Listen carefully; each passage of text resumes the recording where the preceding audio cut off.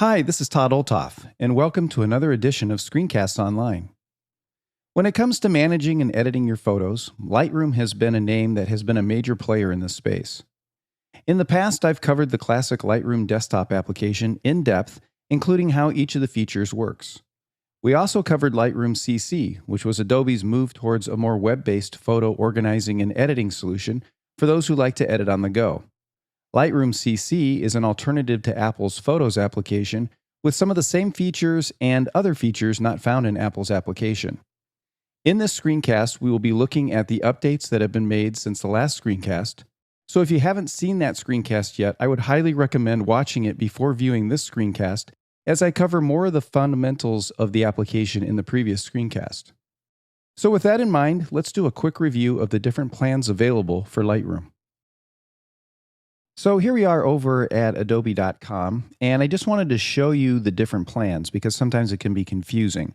What we're going to be doing is talking about Lightroom itself, which is the actual mobile application, not the Lightroom Classic desktop application. So there are a few plans that are available. With the photography plan, you can get Lightroom, Lightroom Classic, and Photoshop, plus 20 gigabytes of storage for $9.99 a month.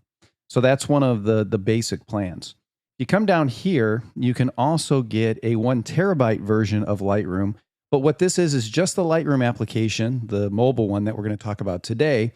And it gives you a terabyte of storage instead of 20 gigabytes, but you don't get Lightroom Classic and you don't get Photoshop.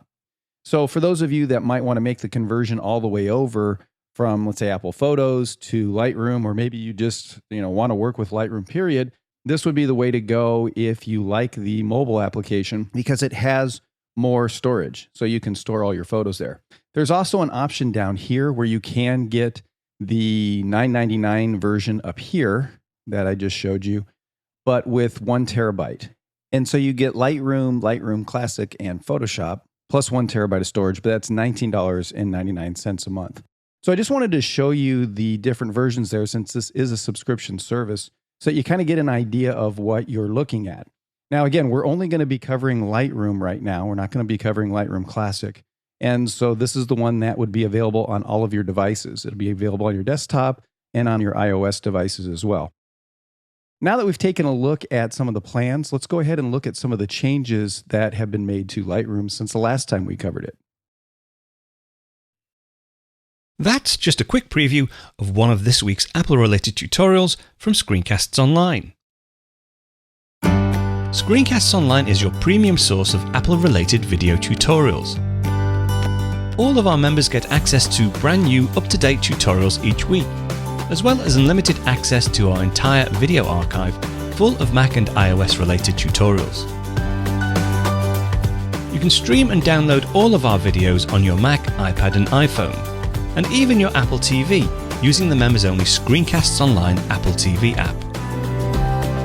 Membership also includes a complimentary subscription to the digital Screencasts Online monthly magazine, published each month and packed with videos, articles, reviews, as well as hints and tips covering all aspects of the Mac, iPad, iPhone, and all of the other fantastic Apple products.